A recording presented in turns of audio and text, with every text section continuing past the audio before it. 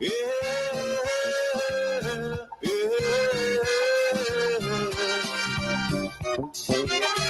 oh,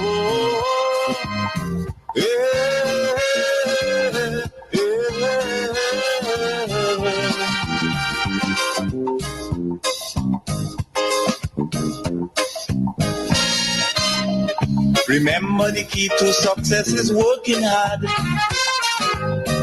For our country we must have regard. Forget all your differences, let we start to build. And onward to progress we surely will.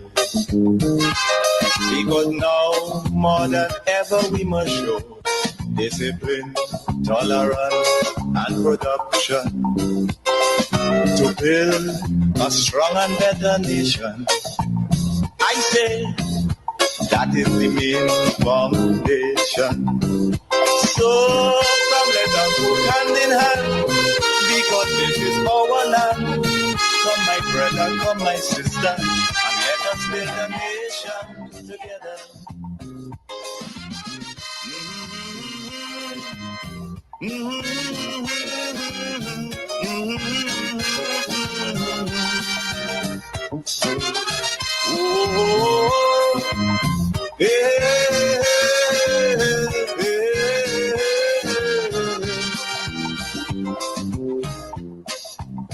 Come, my brother, come, my sister, and let us build Grenada, Carriacou, and PT Martinique together. That's the call. Come, let's build. Let's develop this place we call home. Let's make it better for our children and children. I want a wake up. I want to start off tonight by encouraging you to share the live.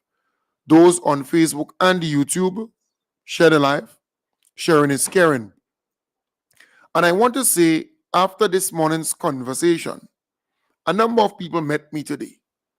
And they said, Kem Jones, boy, what you were actually saying this morning was bang on target, because they took some time to think about it and look at, agriculture, look at education, they looked at health, they looked at youth and sports, they looked at the infrastructure, the human resource development. So they looked at all those things. They took some time to reflect a bit on it. And then they looked at the NNP being there for 23 years and a half, and NDC being in power for just, well, let's round it off, just 3 years. And look at the amount of things they were able to accomplish very quickly. And one senior said to me today that they marched and marched and marched in the hot sun for their pension. She said she waited for 5 years plus. She retired 5 years before she actually got that pension, thanks to the NDC administration.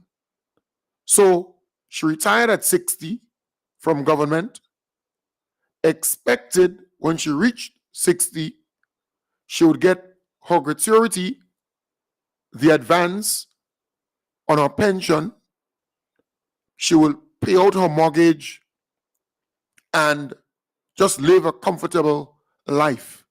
She had to go back and work.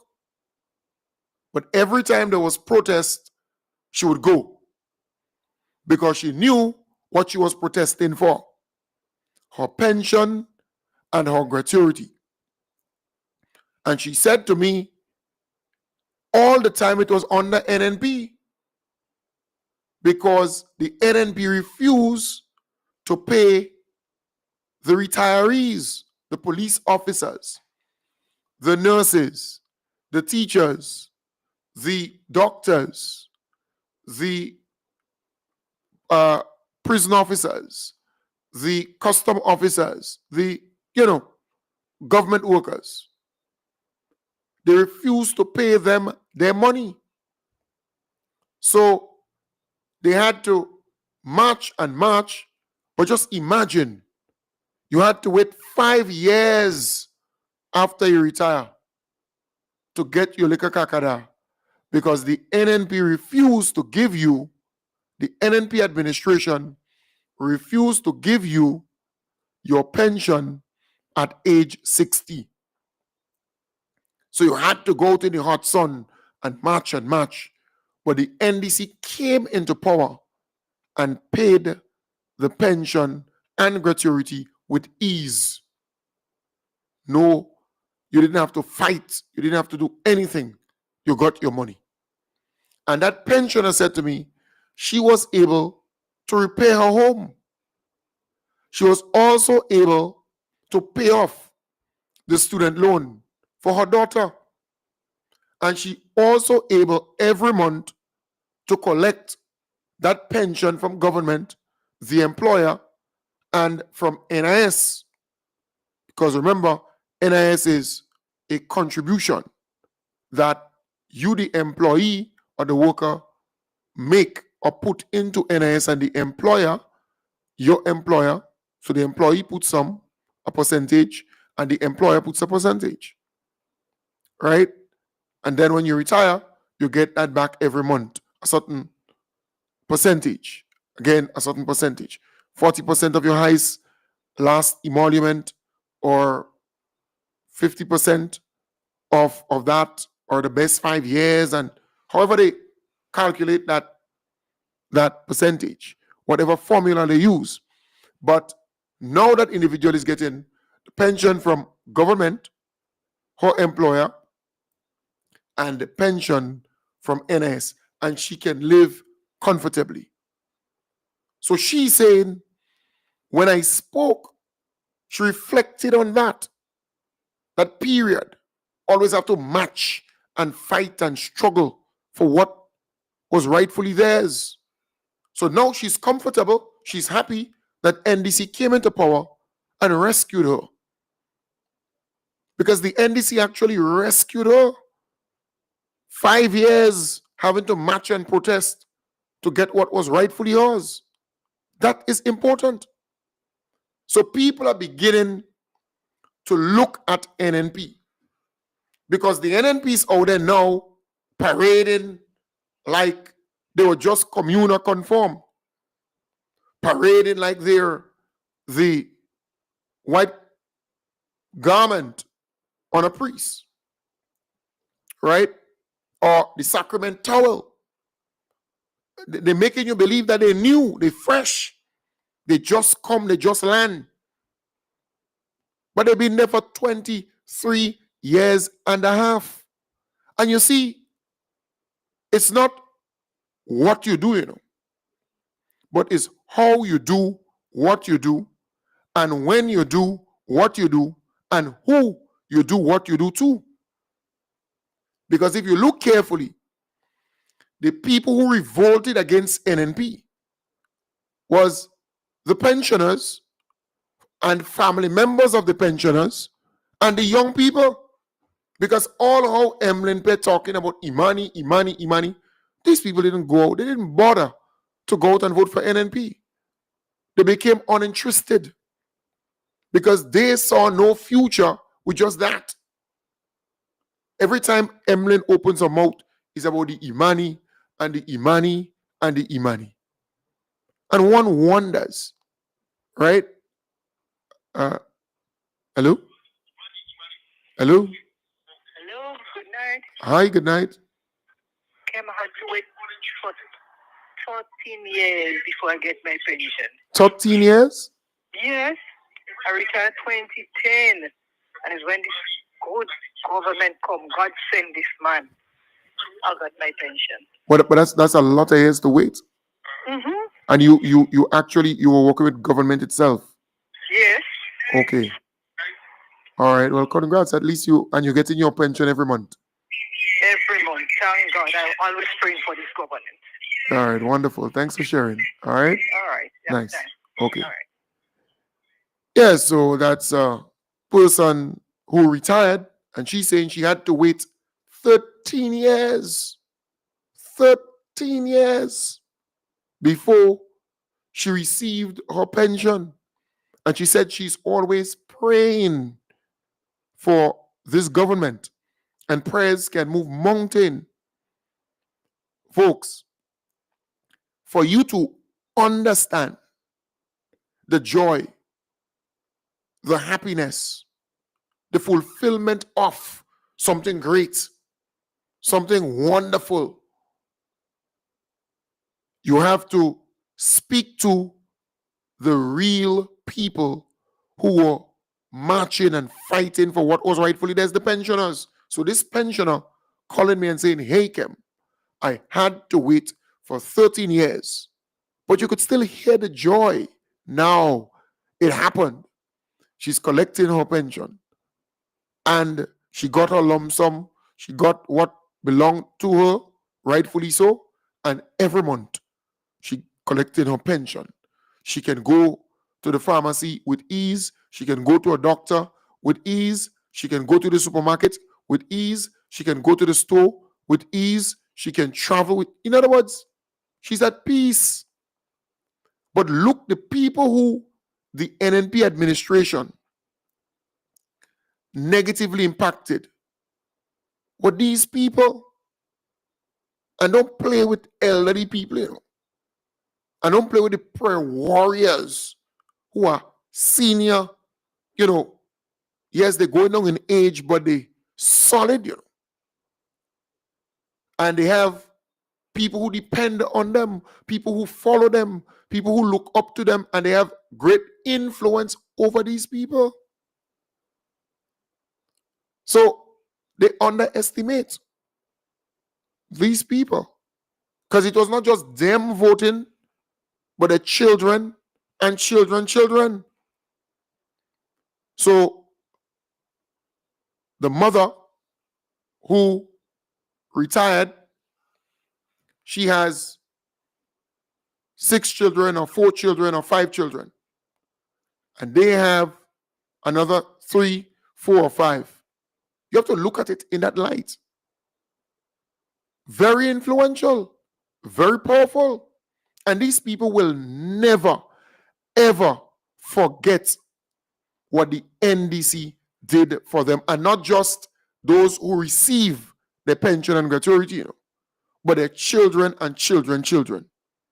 They will never forget that, because they knew or they saw what their parents went through fighting for their pension, what was rightfully theirs.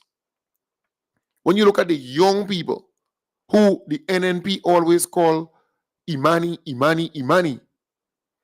when the NDC came into power, they increased the stipend of the Imani trainees to $1,200. And they guided many of them who are passionate. Today, a young person came up to me. I was in St. George's, and she told me, in the presence of 2 other individuals, that she was an Imani trainee. And only recently, as they start to, guide them accordingly, she realized that her passion might just become a reality. It might become a livelihood for her, because she loves to cook, she loves to do pastry, and then they move her from where she was because it made no sense, and she went straight into this restaurant making pastries, and it's like a semi-bakery in a particular establishment. She says she loves to do this thing, and that is what you want. You want workers who love to do what they're doing, or the area that they're in, they have to love it. So while Emlyn would be out there saying X and saying Y, and she gives the impression that she's defending the money and she liked them so much, but she was there. She had the opportunity to use a little vision, because it seems as though she doesn't have any, and get these young people into areas that they love and that they would want to go every morning or every day to work and to produce and to learn in the process. Because many of these young people, they are learning in the process. That is what you want. So you can make the comparison, you can look at the NNP. They've been there for 13 and a half years plus 10. So that's 23. Because remember, the first 3 consecutive elections, they went for as far as or as much as 13 and a half years straight, undisturbed. And then they came back for 10 years straight. So the Grenadian people gave them enough time to prove themselves, to do things for the Grenadian people. But you look around, the NDC has to come and do nearly everything. And it's not like the NNP had these things down to do. The NNP never was interested in fixing community centers and bringing back life in the community, fixing the playing fields and lighting it up, and the netball courts and the basketball courts. They were never interested in that. The NNP was never interested in renovating, reconditioning, upgrading the medical stations in the different communities. No, they were never interested in fixing some of these schools and upgrading some of the schools and expanding some of these schools. They were never interested in that. No. They were never, making sure that the farmers have, those in livestock, have the animals that can produce the meat and, and keep their business going. And then you look at the whole issue of actual plants, the coconut industry that fell flat on its face under NNP, just like the livestock industry fell flat on its face under NNP. And then you can go and look at the agro-processing aspect of things. The NNP never built any factory, no agro-processing plant, no nothing. Nothing like that.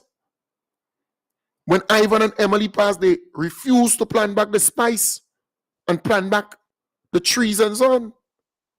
They never saw that as important.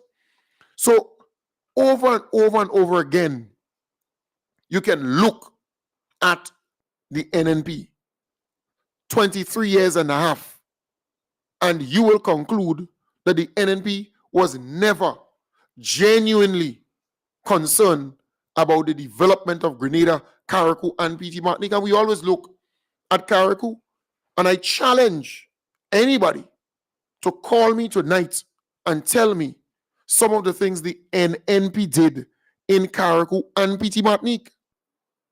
Because I remember going to PT Martinique, and when I saw the jetty, I almost cried. I almost cried in PT Martinique and some of the government facilities in PT Martinique. I'm telling you, and mind you, every election cycle, the NNP was getting more votes in PT Martinique than the NDC.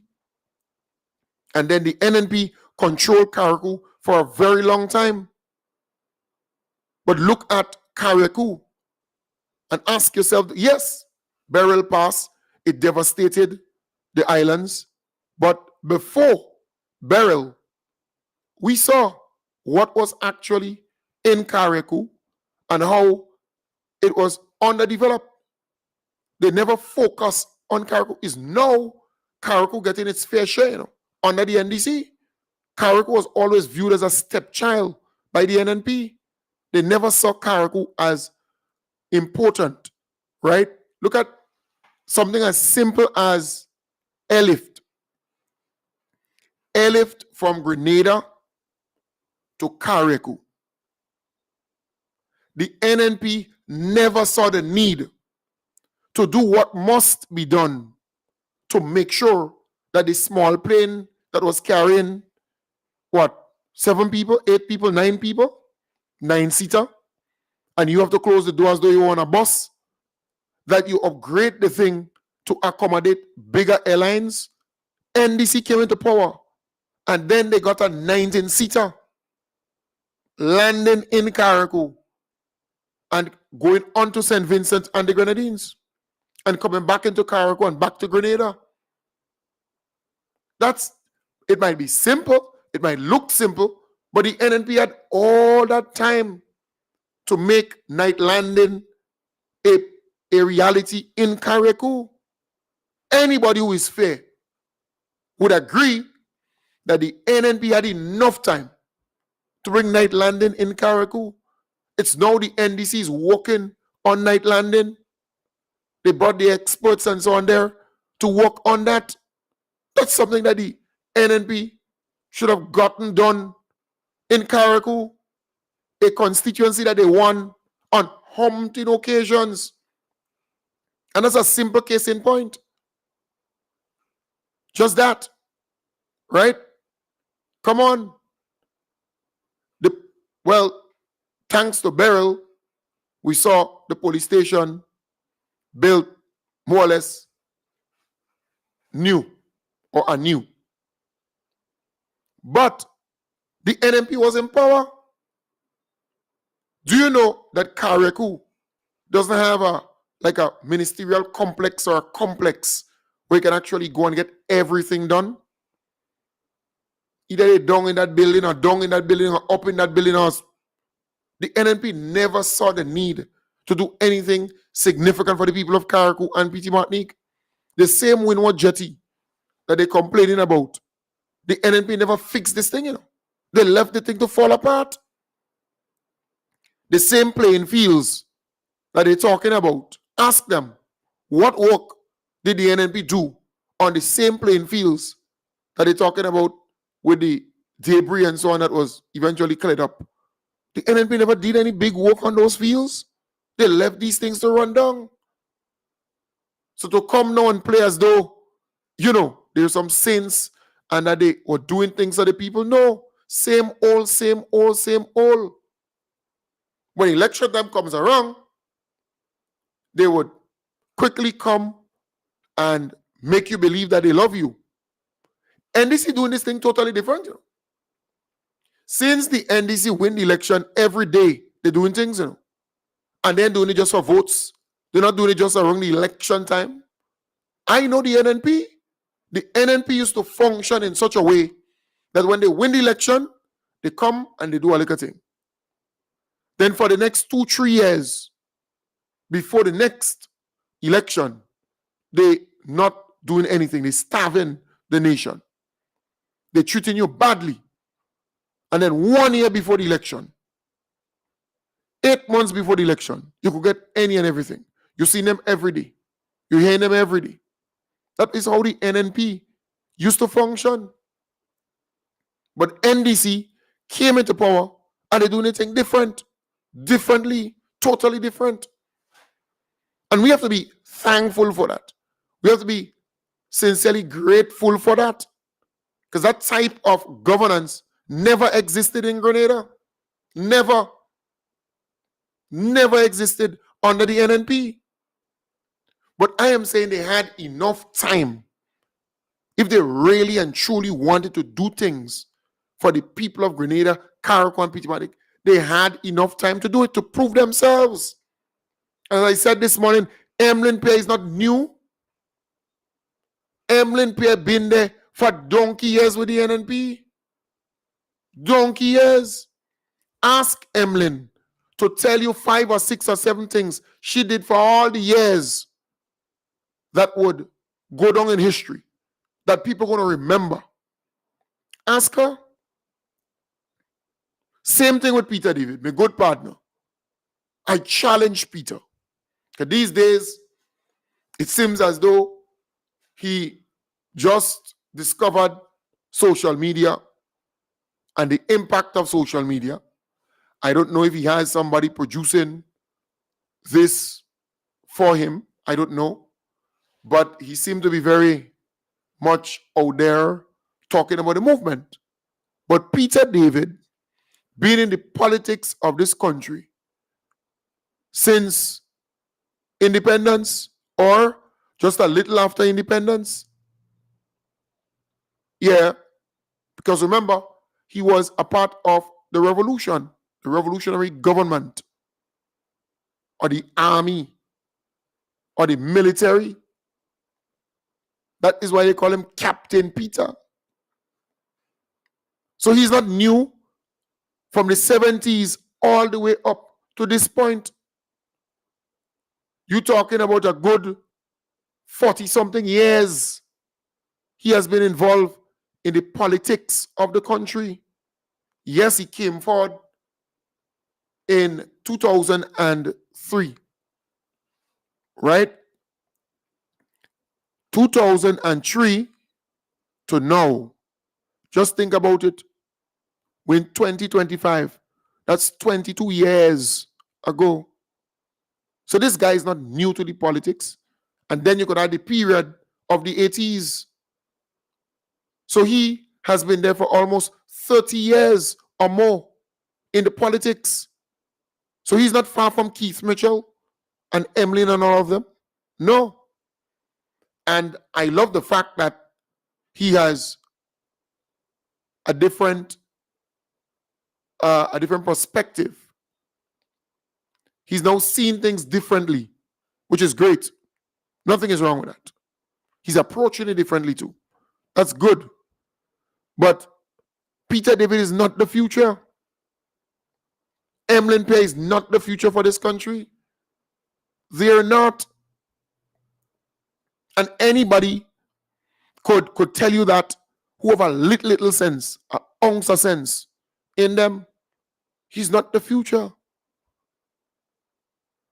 And that is why I am saying to our people, we need to embrace this team of men and women. They're not going to get everything right every time. But they're trying. They're trying their best to help our people to develop this place we call home. This is our home.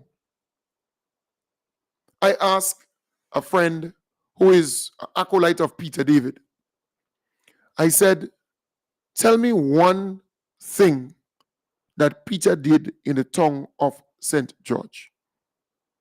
I said, look, if the man went ahead and named the streets, I would have given him credit. Or fixed the sidewalks in St. George's, I would have given him credit.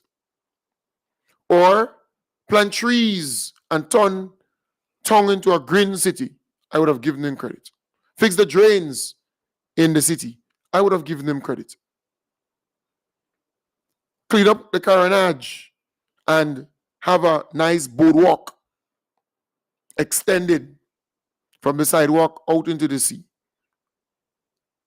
with booths where people are selling healthy stuff, right? And having our culture on display. So one booth with reggae and something to eat, you can purchase that there. One area with soca and something to eat. One area with gospel and something to eat. One area with jazz or, parang, whatever. That is what you need. Bringing some life on the Carriacou and giving the business places the incentive to, up the face of their building and keep the area clean, right? And give it a different look. That is what should be done. But, Peter talking, he's a good talker. Give him what it is. He is a good talker. But when it comes to concrete action or results, you can't see it. So NDC deserves a badge of everything because they have done a lot of work in the last 3 years to help our people. You look at education, you look at healthcare, you look at agriculture, you look at youth and sports, you look at infrastructure, housing. You look at so many areas and you would realize that the NDC cares about Grenada, Carriacou, and PT Martinique. And I don't want you to believe that they can fix everything. They can right all wrong. Because there are some people who have that perceptive or perception, not perceptive, sorry, that perception, because they seen on social media the amount of assistance given to people who getting assistance in housing and so on and so forth. So they believe that the NDC could just, with a magic wand, just fix everything. It doesn't happen that way. It doesn't happen that way. And then we need to kind of calm the expectation down to say to our people, everything cannot be done overnight. Everything cannot be fixed with, 24 hours or 40 hours or 2 days or 3 days. Everything cannot be fixed within that frame of time or time frame. It takes time. And if your neighbor got assistance, down the road you may get assistance too. Someone called me and said to me, well, look, Kem Jones, they've been supporting the NDC for a very long time. And look, she applied for assistance.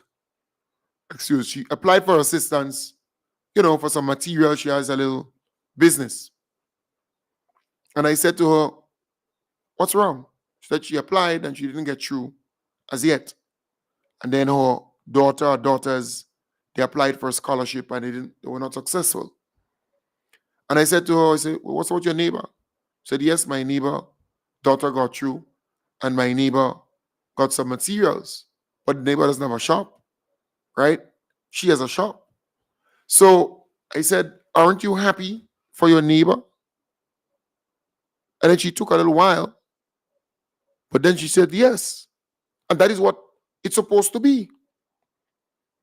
You may not directly benefit, but if your neighbor benefits, if your family member benefits, if somebody in the community benefits, right, or benefits, it is important that you celebrate it and be happy for them. Because the government cannot do everything one lash or no for no. No.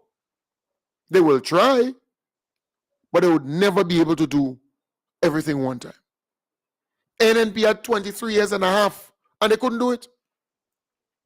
They just couldn't do it. And a gentleman met me today again in town and he said to me, but why are they only talking about the Prime Minister traveling? But Keith Mitchell used to travel too. And we never used to hear where he going and when he came back, what he really got. No.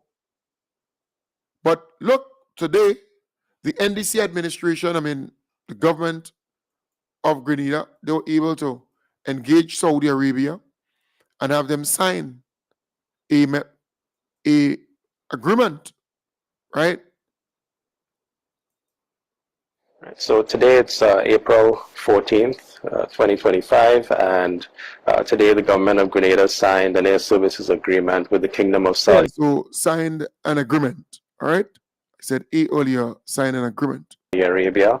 And put simply, air service agreement really lays the framework for how international aviation is going to be conducted between countries that are party to the agreement. And the benefits is that these agreements govern the rights of airlines that are designated by the parties, and also they take into consideration the reassurances of security, safety, tariffs, and various other aspects that allow airlines to comfortably provide services to each other's countries.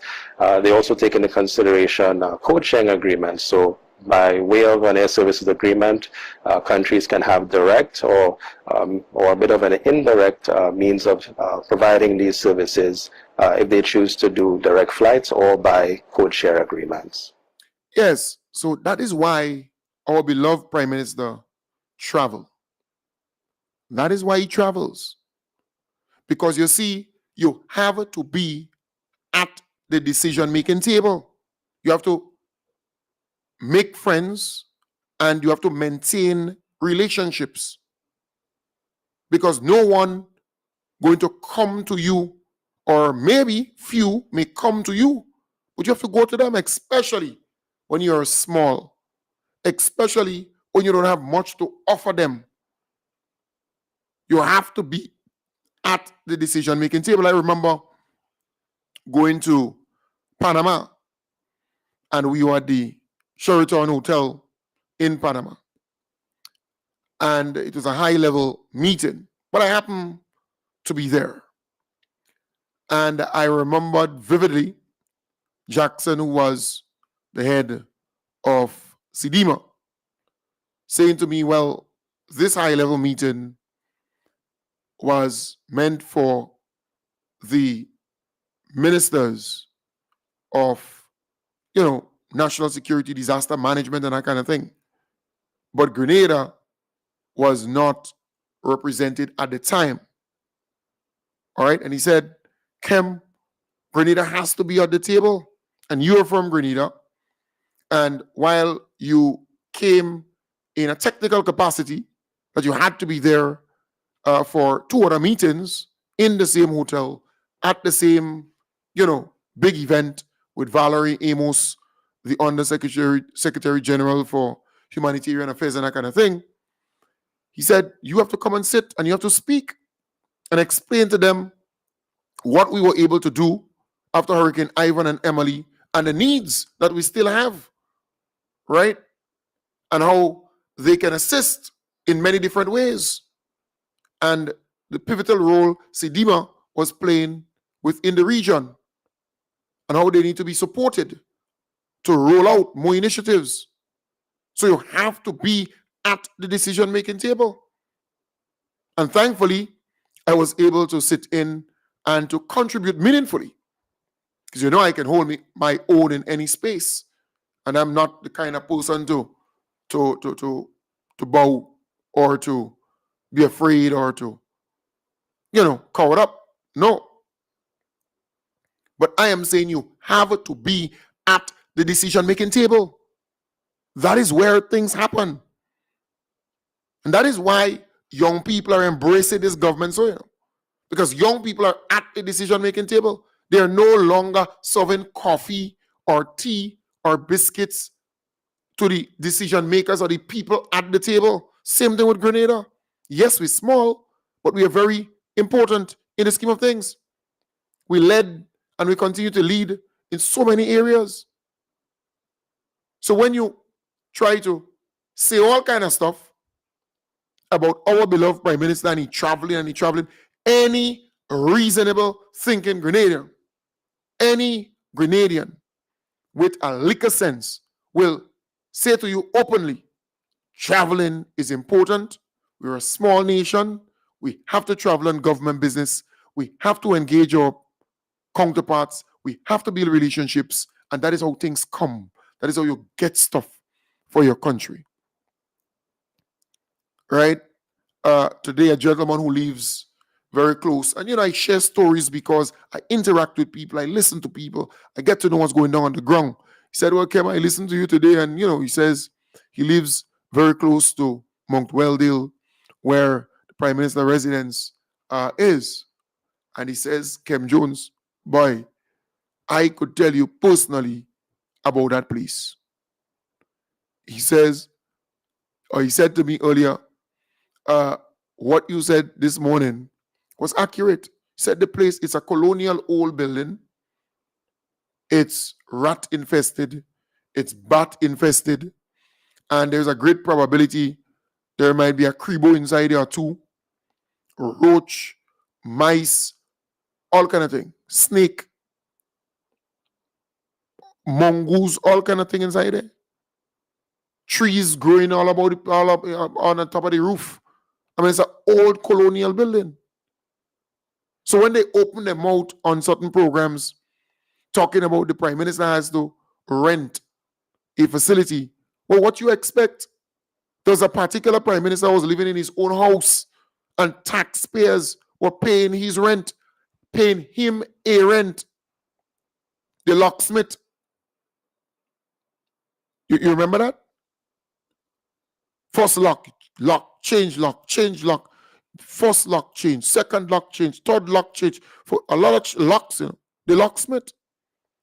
Taxpayers' money was actually being paid to him as though they were renting his own house. So when they talk, sometimes you have to just, kick it outside as they open the labas, as they open them out. Just kick it and you flush it down the toilet because he was living in his house. There's a certain governor general again living in her house and was paid as though they were renting it from her. So this whole talk about the prime minister residence, and I could see down the road they could construct a facility that is more permanent as the residence of the prime minister and also the governor general. But remember, under the NNP, a certain individual promised the Grenadian people that they will build a prison complex, they will build a police complex, they would build a governor general house, and they would, all these promises under the NNP, they were never fulfilled. And the governor general today is living where? Huh? You think in the governor general residence? That mashed down. And it was a similar structure like the prime minister's residence. And remember, it been through Ivan and Emily. So you could just imagine how it looked. They never renovated it. They never modernized it. They never upgraded it. They never did anything to that old colonial slave scarred building. Because slaves build that. It's colonial in all of its everything. So I am saying what they're talking about when it comes to the residents and that kind of thing is a joke. It's a big joke, but they have nothing to cling on to. They have nothing to attack. But we have the facts. We know. But they think that our beloved prime minister is stupid. Right? Yeah. They want him to go in the building because a certain prime minister, right, couldn't sleep in that same building. It was like joculars in the night. A senior police officer said that he walking up and down, not only around a certain building that he was changing locks on, but he that same building that they call the prime minister residence, that same colonial rat infested, bat infested old thing. He couldn't sleep. And that is why he had to run from the building. He had to run from there. He had sleepless nights in that particular facility. But they think that our beloved prime minister is stupid to go in that thing. What they want Kribo to grab him inside it. Joke they're making. If you know the facility well, even the lights, all the wires are exposed in that old building. Run down, dirty, old building. But they believe that our beloved prime minister don't know what nice and what good. He has class. Look at him. Elegant, smart, sharp, always on point. You know what good thing is? You see, the NNP acting like somebody who never accustomed to a certain food, and by the time they see it, they never accustomed to that thing. Yeah, so the standard is really low. They set the bar low. That is the NNP, because they never classy. They never proper. They always jappa. They don't know what is class and what is niceness and what is decency and what is, elegance and what is... No. They don't know that. So they just same old. And what they like for themselves, they believe that you should like it too. So they're messing in a pit latrine. And if you decide to have a flushable toilet, they vex because they want you to mess in the pit latrine with them too. Yeah. That is how the NNP is operating. And I pity them because they're desperate. They want to come back into power. And you ask yourself, but do we really want that and them to come back in power in Grenada? Do you really see these people being able to represent this country or do things to transform this country? Do they have plans and programs and things like that that they've outlined to you what they're going to do? It's amazing. But they want to rescue. They want to come back in power. Same bunch I said this morning. I mean, just look at them. Just look at them and you say, nah, boy. I ain't want that to them back in power, you know. They go just blight the whole place. So we have to reach to that place where you can look at these things and say, but Grenada is on the right path. Grenada is peaceful. The economy is doing well. People have jobs. Work and opportunities are flowing for our people. Well, what more can we ask for? What more can we ask for? Under NNP, there was always instability and fighting and protests. And, the industrial climate was really bad. And it was just terrible. Terrible. But they want to come back into power because they believe Grenadians are stupid. You had a kitchen in the hospital. All of them talking about the health care and the hospital, this and that.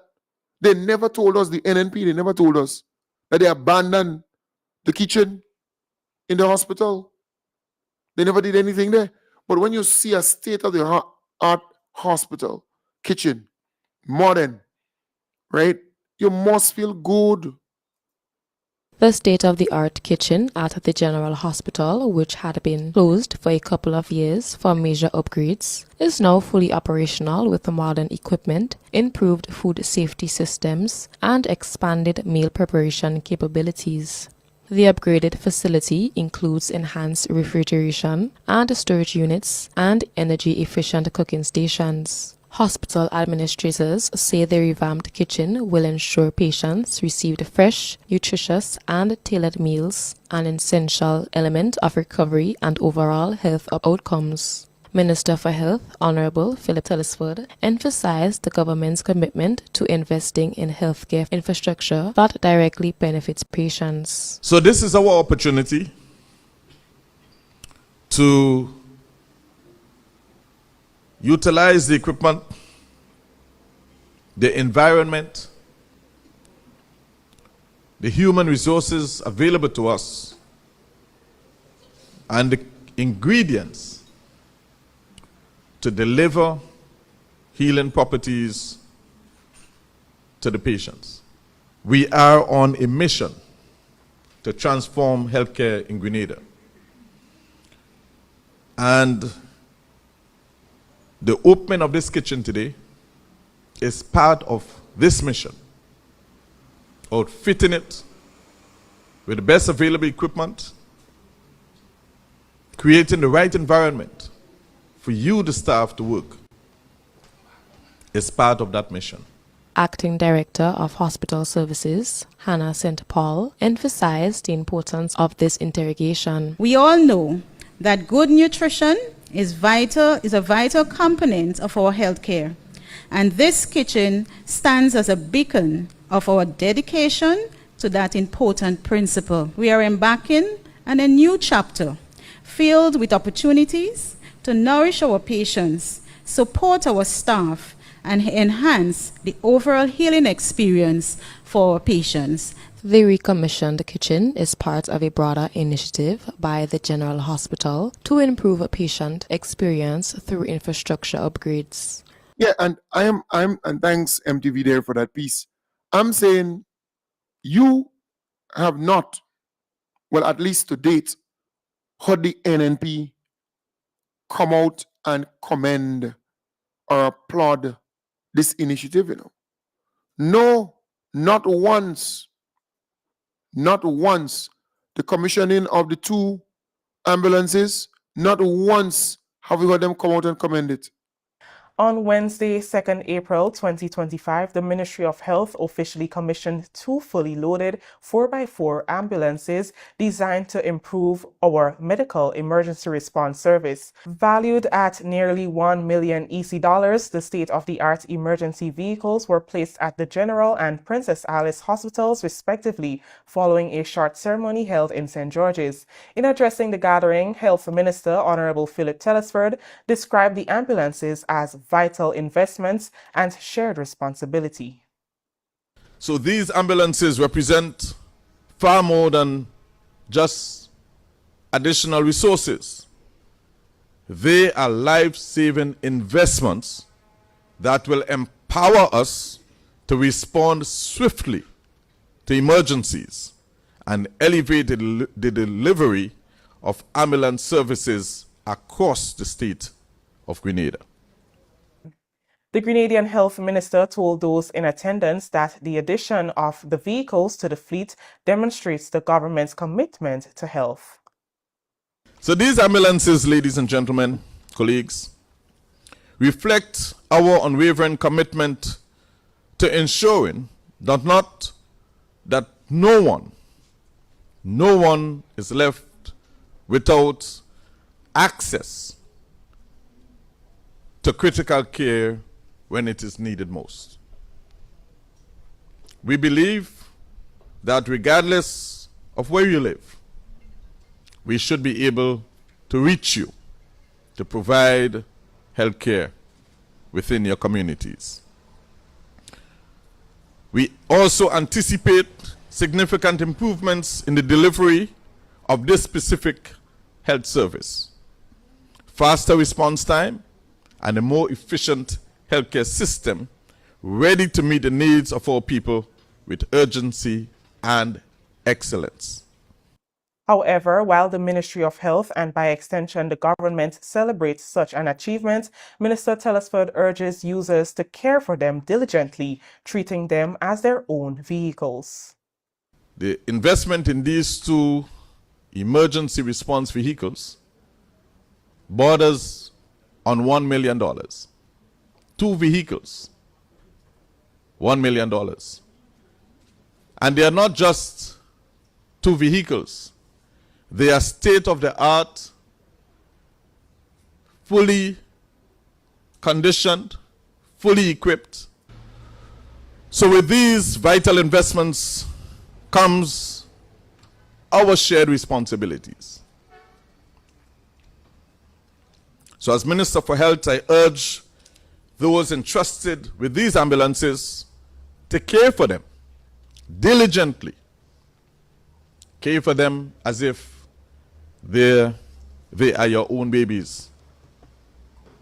You know how you treat your private vehicles? Your little baby? Treat them as your babies. Drive them carefully. Clean them regularly. And ensure that they are well managed. Well managed. Meanwhile, Caroline Jones, the project coordinator of the OECS Regional Health Project, was the ministry's point person who led the initiative to obtain the ambulances. This marks a significant investment in strengthening Grenada's emergency response capacity. Jones told those in attendance at the ceremony that the ambulances, which is an investment of over 900,000 EC dollars, aims to enhance emergency response. By enhancing the health system resilience and emergency responsiveness, the project ensures that the sector is better equipped to handle crisis effectively. Today's contribution falls under the emergency management component, a key step towards improving disaster preparedness and healthcare delivery. With an investment of over 900,000 EC dollars, these ambulances will ensure faster emergency response times. In addition, the handheld radios would enhance real-time communication, ensuring better coordination among emergency teams, healthcare facilities, and first responders. Together. So I am saying we have not heard the NNP, who love to condemn, who love to criticize. I mean, the NNP loves to criticize this government on health. They have all kind of bad things to say. So we already have some ambulances. They got 2 new ones added to the fleet. You have a more modern kitchen. When I look at the fridge, the refrigerator, the stove, the tables, the sink, the pots, you could see it's modern. The cutter, to do different things like slice ham and all those different things. I mean, it's what supposed to be in a place like that. Kudos to the government. Big up your whole self. Big up your whole self. I would love to see the TAMCC School of Nursing return, being honest with you.